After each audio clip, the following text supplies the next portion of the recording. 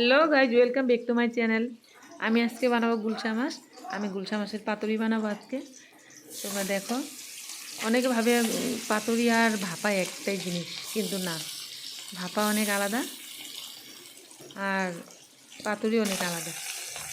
পাতুরিতে মাছগুলো ভেজে নিতে হয় আর ভাপাতে কাঁচা মাছ দিয়ে বানানো হয়।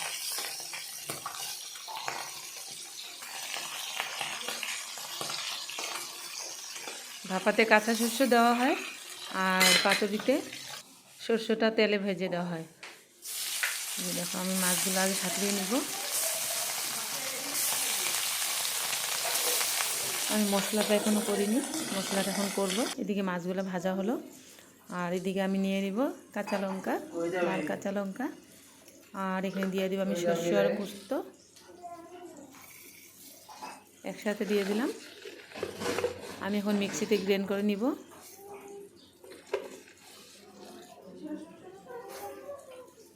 ভাপারও পাতুরিতে মশলা একটাই হয়, কিন্তু রান্নার তারিকা আলাদা আলাদা। ভাপা হলো সব কাঁচা, মাছও কাঁচা আর মশলাও কাঁচা। পাতুরিতে সব ভেজে দিতে হয়, মাছ ভেজে দিতে হয় আর শস্য ভেজে দিতে হয়। এখন আমার মিক্সিতে গ্রাইন্ড করা হয়ে গেল মশলাটা। এখন আমি আর অল্প তেল দিয়ে দিব।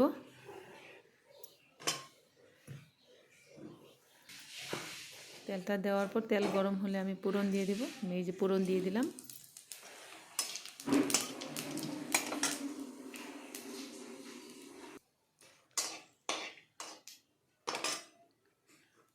পুরনটা লাল হয়ে গেল। এখন আমি মিক্সির মশলাগুলো সব দিয়ে দিব। মশলা দেওয়ার সাথে সাথে এখানে নুন আর হলুদ দিয়ে দেবো একসাথে। নুন আর হলুদ দেওয়ার পর ভাজা হবে।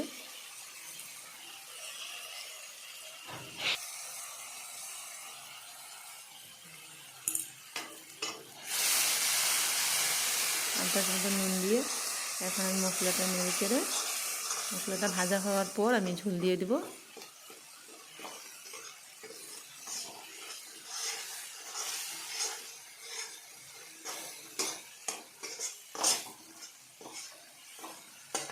সর্ষের কাঁচা গন্ধটা পুরো যাবে, তারপর আমি ঝোল দিব।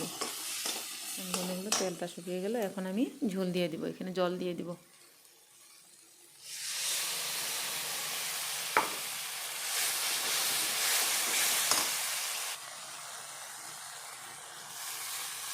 পাতুরিতে শস্যটা ভেজে দিতে হয়, তেলে ভাজার পর ঝোল দিলাম। এখন ঝোল দেওয়ার পর, ঝোলটা উতলানোর পর তারপর আমি এখানে মাছ ঢেলে দিব।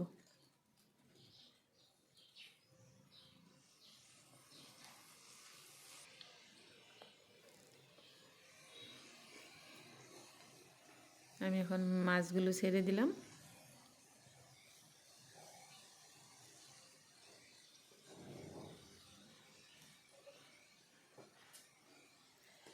আমি আগেও দেখিয়েছিলাম ইলিশ মাছের ভাপা বানানো আর গুলশা মাছ দিয়েও ভাপা বানানো দেখাইছিলাম। আর এখন এটা হলো পাতুরি। আমাকে মাছগুলো দিয়ে দিলাম।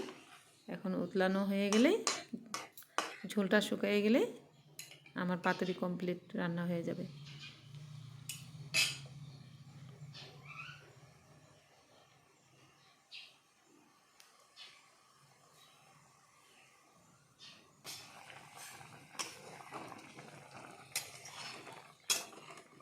আমি এই গুলশা মাছ দিয়ে আবার আরেকদিন ভাপা বানিয়ে দেখাবো তোমাদেরকে। আর তোমাদের যদি এই ভিডিওটা ভালো লাগছে তাহলে তোমরা লাইক সাবস্ক্রাইব করো প্লিজ।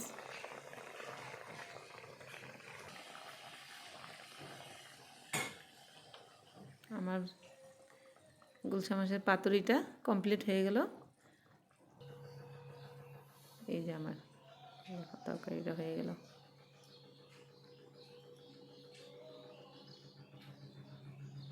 ঠান্ডা হওয়ার পর ঘন হয়ে গেছে।